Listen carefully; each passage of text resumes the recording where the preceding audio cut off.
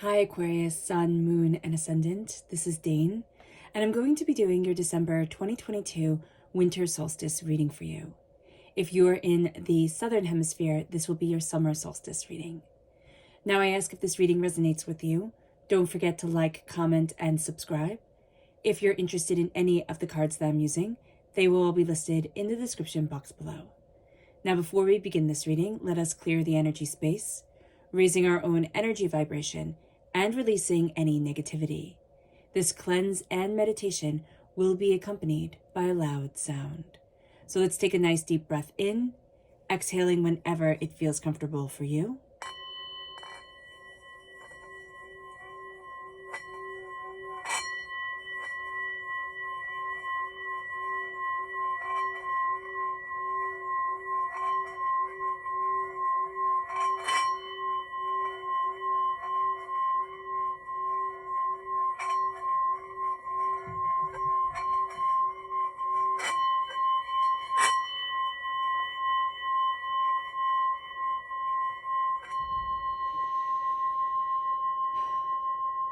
Releasing all negativity from the body like storm clouds, letting yourself feel calm, centered, and at peace as we enter into this safe and loving space.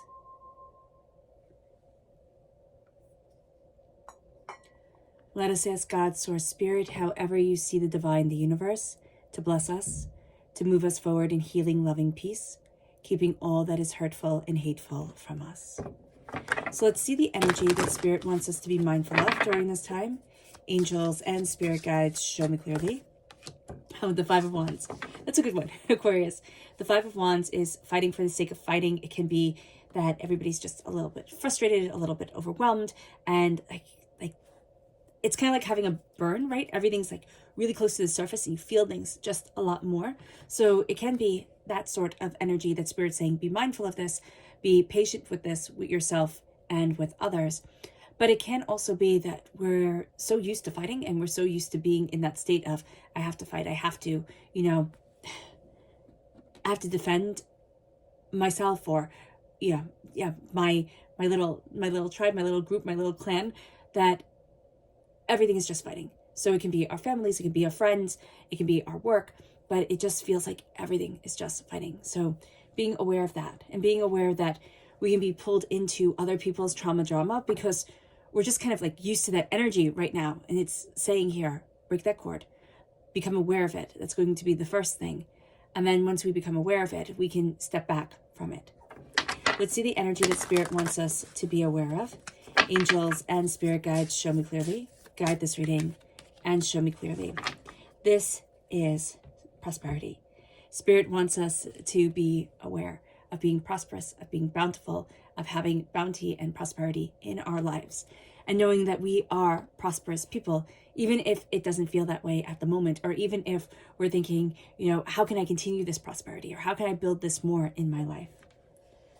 Let's see what the tarot has to say. Angels and Spirit guides, show me clearly. Guide this reading and show me clearly. Angels and Spirit guides. Angels and Spirit guides, show me clearly.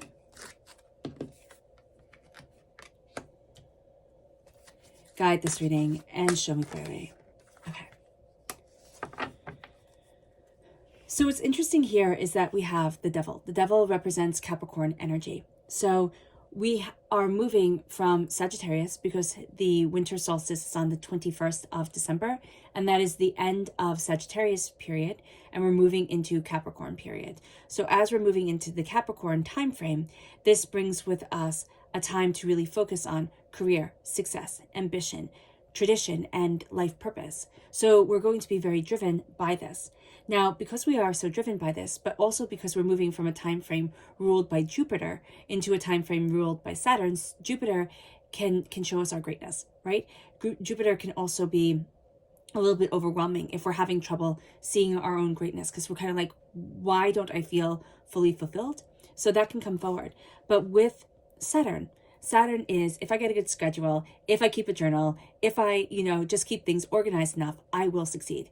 And it's it's very much kind of the assembly line idea of how I'm going to live my day, how I'm going to get things forward.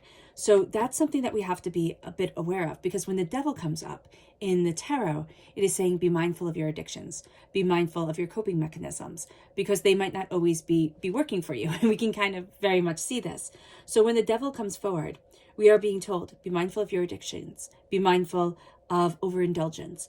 We are also being told that we're going to want to have things be really, really organized because we're afraid of chaos. Saturn wants rules, but the devil is the conglomeration of chaos gods, of nature gods. And you can't fully control nature. You can't control nature, okay? You can keep it at bay at times, you can manage it, but you can't control it. Think of a garden that's kind of one of those wild gardens where, yeah, you weed it, but you see what comes up naturally and you see how things progress and they just kind of ramble into each other. And then think of the gardens of Versailles. And if you haven't seen them, look them up, because they are so neat. They're so orderly. They're so pretty, but they're also so controlled that it takes away some of that magic. What's going to be interesting for us, Aquarius, is being able to embrace our dreams and what we desire and letting go of the control. Because the chaos, just a bit of chaos, is going to be good for us. It is. Not the chaos that we wind up fighting with, but the chaos that sets us free, that moves us forward. So the winter solstice is about rest and reflection. And what we're going to see here is that we've always thought two roads lead us forward, two ways lead us forward. You know, there's this way, there's that way, there's right and there's wrong. And we're going to start to see, well, what about? Well, what about this way? Or what about that way? Or I never thought of that, or I didn't even know that existed. And it's not saying that we change our fundamental values, so if we want to, go for it. But what Spirit is saying here is stop seeing the world as people want you to see it, or as you thought you were supposed to see it. And start being a part of it. Start going on little adventures. Start enjoying. Because what's going to happen is that we're going to be forced by the winter solstice to start seeing our shadowed self, to start seeing the fierce, powerful, confident, but more primal self. The stuff that we think, oh, this isn't nice for polite society. And in our world today, we very much feel like, oh, I have to be the nurturing earth mother, you know, compassionate, understanding, fill everybody's cup, make everyone feel safe and comfortable. But that's exhausting. And so be very aware of that. Be very aware of that exhaustion. Be very aware that you can't be filling everybody else's cup if yours is still constantly being drained. And you can't be filling everybody else's cup and ignoring a powerful side of yourself. I very much think of it, I have a very big dog, right? And sometimes she'll be at the top of the steps and the lights will be off, and then I'll turn the lights on and I'll just jump a little bit because she's startling, even though she's a big teddy bear. So here I get very much that imagery of know your strength, because you can be a bit startling, even though you're lovely and compassionate and kind. But there's a power to you that just cannot be denied. And that's what we need to tap into. With the Queen of Wands, I always think of the Queen of Wands as Hestia, you know, Hecate. And Hestia is coming forward because Hestia is the goddess who gave up everything. You know, Hestia said, I don't want another war. I don't want endless fighting, which is what we're learning to walk away from. I am going to walk forward and I'm going to be me. She was the goddess of fire, or the hearth. And then she stepped down. So she was the goddess of the hearth, and she was worshipped in every single Greek and Roman home and the center of that home. But she wasn't one of the main, you know, Olympian goddesses, because there had to be an equal number of goddesses and gods. And so she gave up what everybody else was willing to start another huge war for. And she said, no, I can have a quieter existence. And because she chose that quieter existence, it let her shine in ways that it wouldn't have otherwise, in ways that wouldn't have made her the center of the home, the center of family, the center of, you know, kind of like immortality. So here, there's a sense of, I'm embracing my passion, my creativity, my instincts, my desires, and I'm seeing roads that I never even knew existed before. And I'm putting down the burden.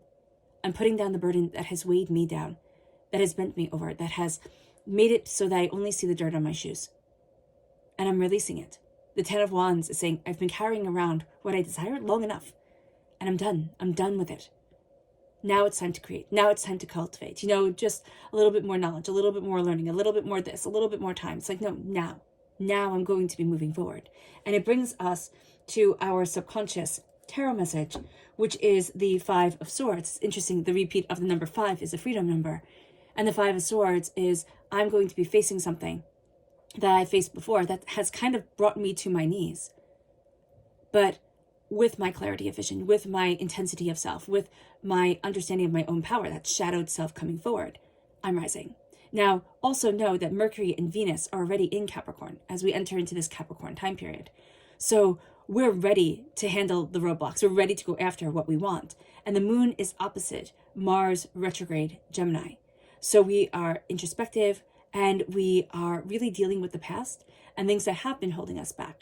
So the fact that the Five of Swords comes forward and says the past is going to come up, something that had made you quake in your boots before is not making you quake anymore. That's powerful here. It moves us to our subconscious energy to be mindful of, and that's the Five of Swords, which is hysterical.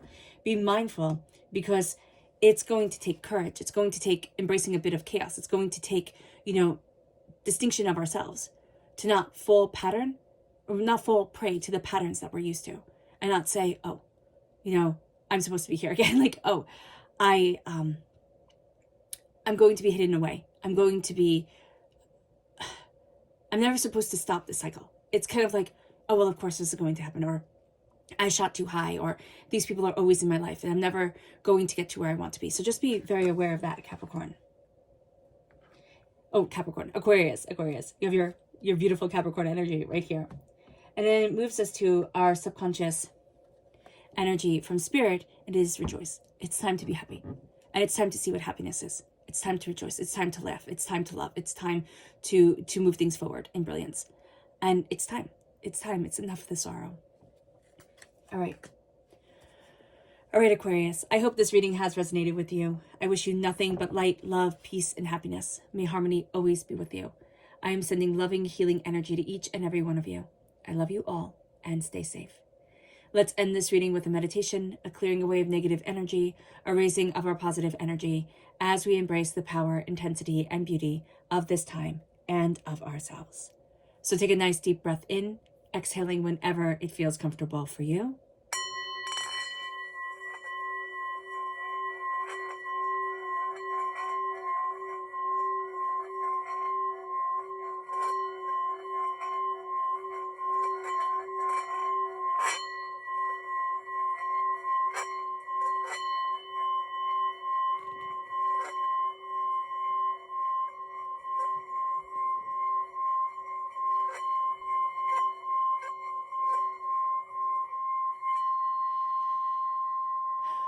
May you move forward in peace and in harmony, Aquarius. May you have a wonderful winter solstice, and God bless.